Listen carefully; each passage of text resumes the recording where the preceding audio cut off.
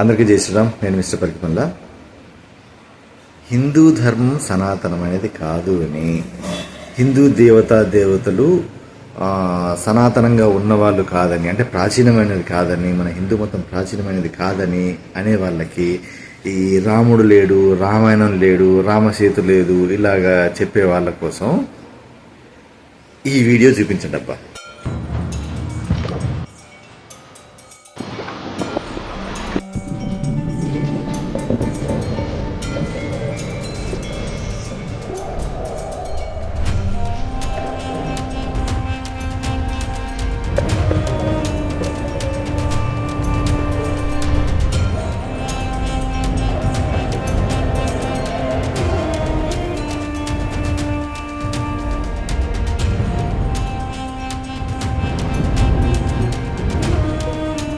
ఇప్పటికైనా వీళ్ళు కళ్ళు తెరుచుకుంటే అదే 10,000.